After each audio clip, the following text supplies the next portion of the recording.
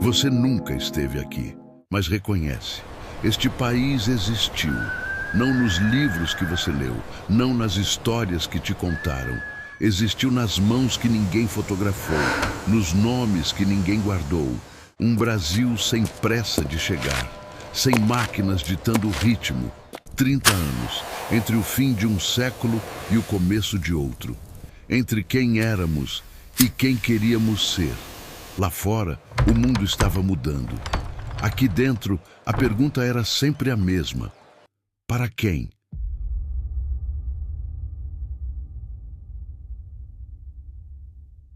O passado não é o que aconteceu. É o que ainda acontece. As ruas que você caminha foram abertas sobre outras ruas.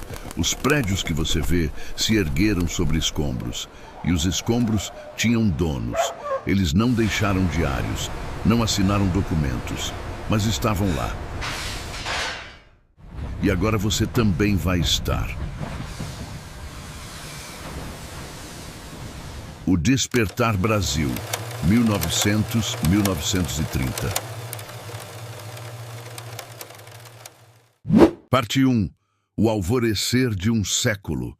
Imagine uma rua sem motores, nenhum ronco de escapamento, nenhuma buzina elétrica, apenas o estalar de cascos contra paralelepípedos, o ranger das rodas de carroça, o murmúrio das vozes. É assim que o Brasil acorda em 1900. O século XX chega devagar. Não há pressa. O tempo ainda pertence ao ritmo dos homens e dos animais. As capitais brasileiras despertam sob uma luz diferente, uma luz que poucos hoje conseguem imaginar. O Rio de Janeiro, então capital federal, respira entre morros e mar. As ruas do centro, estreitas e sinuosas, guardam a memória colonial. Mas há algo no ar, uma inquietação, um desejo de ser outra coisa. São Paulo ainda é pequena, difícil acreditar, mas é verdade. A cidade que um dia dominaria o país cabe em poucas quadras. O café já trouxe riqueza, já ergueu palacetes, já pavimentou algumas avenidas. Porém, a maioria das ruas ainda é de terra batida. Poeira no verão, lama no inverno. Salvador, antiga capital, mantém seu ritmo próprio. O Pelourinho ainda pulsa com comércio, com gente, com vida. Os sobrados coloniais se inclinam uns sobre os outros como velhos amigos que se apoiam. Recife, cortada por rios e pontes, parece uma Veneza tropical. Belém, no extremo norte, vive seu auge com a borracha. Fortunas se constroem da noite para o dia. A República é jovem, tem apenas 11 anos. O país tenta se reinventar depois de 4 séculos de colônia e 7 décadas de império. As elites olham para a Europa, querem copiar Paris, querem ser modernos. Mas o que significa ser moderno em 1900? É uma pergunta que ninguém responde com clareza. Talvez iluminação elétrica, talvez bondes, talvez largas avenidas. O certo é que o Brasil sente vergonha do próprio passado. E essa vergonha vai moldar as próximas décadas. O presidente é Campos Salles. A economia está em crise. O país deve muito dinheiro à Inglaterra. Os bancos oscilam. O povo sofre. O povo sofre. Mas nas ruas, a vida continua. Sempre continua. Parte 2. Paisagens urbanas.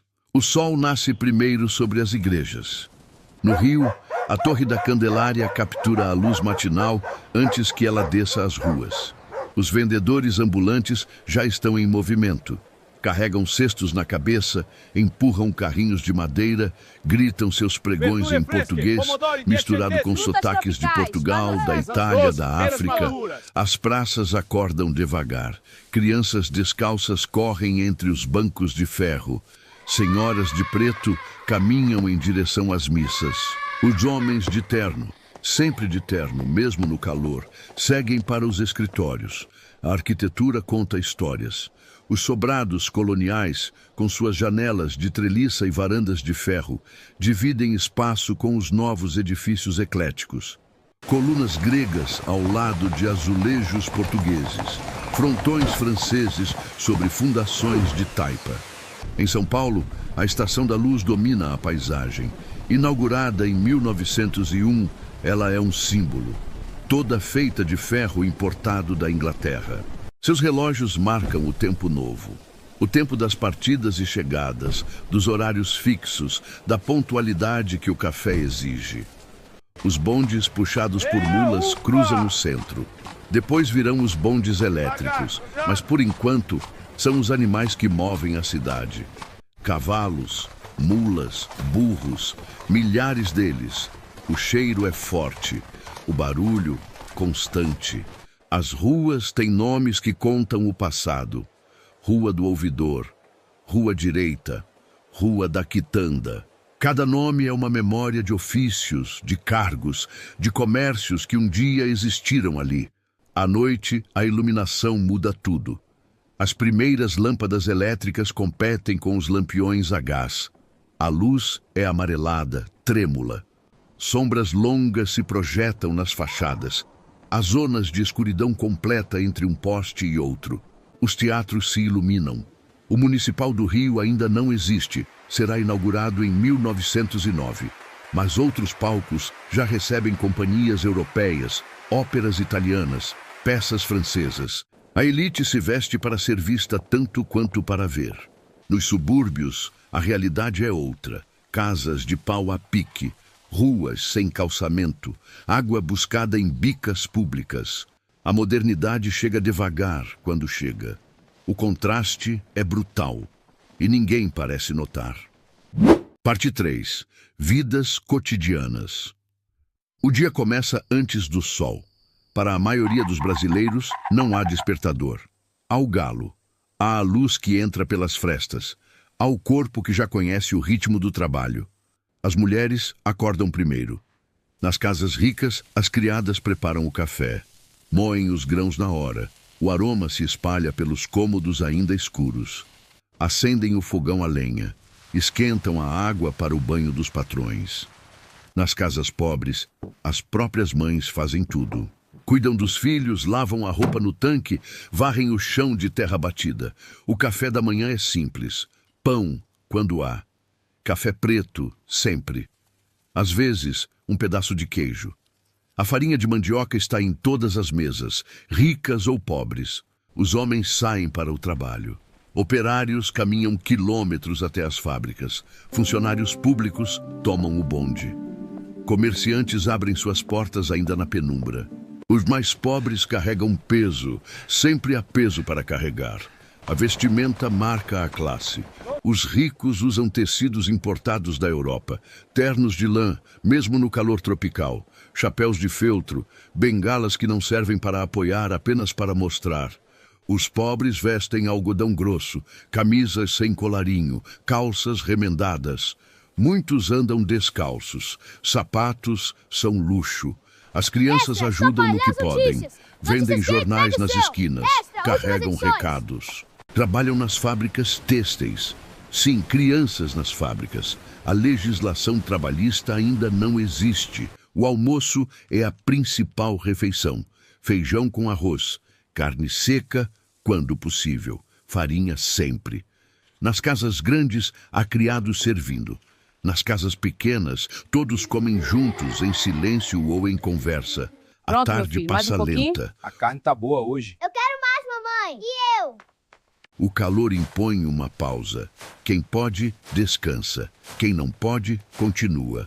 À noite, as famílias se reúnem. Não há rádio, não há televisão, há conversas. Há o som de um violão. Aos mais velhos contando histórias que já ouviram de seus avós. Ela contava histórias e assim achamos no pacapá. O tempo é outro, lento, denso, cheio de pequenos rituais que a modernidade ainda não apagou. Parte 4. Tensões e transformações. Em 1904, o Rio de Janeiro entra em convulsão. A revolta da vacina. O governo decide que todos devem ser vacinados contra a varíola. A intenção é boa, mas a forma é brutal. Agentes sanitários invadem casas, arrancam pessoas à força, expõem corpos, humilham famílias. O povo se rebela.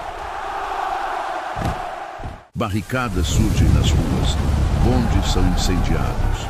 postes de luz derrubados. A polícia atira. Há mortos, há feridos, há presos. A cidade que queria ser Paris revela suas feridas. As reformas de Pereira Passos já estão em andamento. O prefeito demoliu cortiços inteiros, expulsou milhares de pobres do centro, abriu avenidas largas, construiu praças elegantes. Mas para quem? Os expulsos foram para os morros, para os subúrbios distantes, para lugares onde o poder público não chega. Ali nascem as favelas. Em São Paulo, a imigração transforma tudo. Italianos, portugueses, espanhóis, japoneses chegam aos milhares. Trazem línguas, comidas, costumes. Trabalham nas lavouras de café, depois migram para as cidades. Abrem pequenos comércios, montam oficinas. As greves começam. Companheiros, chega de exploração! Unidos vencemos, força da União! Em 1917, a maior greve geral que o país já viu paralisa São Paulo. Operários exigem jornadas menores, salários dignos, condições humanas de trabalho. A resposta é violenta. Mas algo Isto mudou. é só o começo. Os trabalhadores descobriram que unidos são O força. sindicato deve ser fortalecido. Juntos venceremos. No Nordeste, as secas castigam. Uma das piores secas da história. Famílias inteiras fogem para o litoral. Caminham semanas. Muitos morrem no caminho. Os que chegam encontram campos de concentração. Sim, campos de concentração, erguidos para conter os retirantes. A República ignora o sertão, ou pior, o explora. O voto de cabresto garante eleições. Os coronéis mandam e desmandam. A terra pertence a poucos. A miséria a muitos. Em 1922, o Brasil completa 100 anos de independência. Mas independência de quê? Para quem? A Semana de Arte Moderna sacode São Paulo. Artistas jovens rejeitam o passado. Querem criar algo novo, algo brasileiro. No mesmo ano, os tenentes se revoltam no Rio. 18 jovens militares marcham pelo forte de Copacabana. Só 2 sobrevivem. O país está mudando. Ninguém sabe ainda para onde. Parte 5. O que ficou? Outubro de 1930. Um trem parte do Rio Grande do Sul em direção ao Rio de Janeiro. Getúlio Vargas está a bordo. A República Velha termina ali. 40 anos de oligarquias, de café com leite, de eleições fraudadas. Tudo acaba com um golpe que poucos resistem a chamar de revolução. Mas o que veio antes não desaparece. As ruas que foram abertas continuam ali. Os prédios ecléticos ainda se erguem nas avenidas. Os teatros ainda recebem público. Os bondes ainda cruzam as cidades. Agora elétricos, não mais puxados por mulas. As pessoas Olha o prédio mudaram. novo ali, pai. Os Sim, o filhos André dos da Silva era mais imigrantes charmoso. falam português com sotaque novo. Os netos dos escravizados, a abolição tem apenas 40 anos. Ainda buscam seu lugar numa sociedade que os rejeita. As favelas cresceram. O que era provisório se tornou permanente. O que era margem se tornou centro de uma cultura que o Brasil ainda não reconhece. O café continua Ainda rei, sem compradores, mas a o crise mercado de está 1929 paralisado. Onde colocamos mais? já Mais anuncia espaço? seu declínio. Em breve, as fazendas vão queimar estoques. A economia vai se reinventar, a indústria vai crescer, os automóveis começam a aparecer. Ainda são poucos, ainda são luxo, mas já anunciam um futuro onde cavalos e bondes serão memória. O que resta desse Brasil de 1900 a 1930? Resta mais do que imaginamos. Os sobrados de Salvador, os casarões do Recife, a Estação da Luz, o Teatro Municipal. Os cortiços que viraram museus e os museus que já foram cortiços. Restam as Meu filho, histórias. essas histórias não são do passado. Receba-as com o coração para que não se percam. Dos operários que pararam São Paulo, dos retirantes que cruzaram o sertão, das mulheres que sustentaram famílias sem nunca ter seus nomes lembrados. Restam as contradições. Um país que queria ser moderno e não sabia o que isso significava. que copiava a Europa enquanto negava a África, que celebrava o progresso enquanto esmagava os pobres. Essas contradições não desapareceram, apenas mudaram de forma. Entender esse passado é entender o presente. É perceber que as ruas que caminhamos foram abertas sobre outras ruas, que os prédios que habitamos se ergueram sobre escombros, que a história não é apenas o que aconteceu, mas o que continua acontecendo. Se este vídeo ajudou você a enxergar o Brasil de outra forma, considere se inscrever no canal. Aqui tentamos olhar para o passado com honestidade, sem romantizar, sem condenar, apenas entender. E há tanto ainda para entender.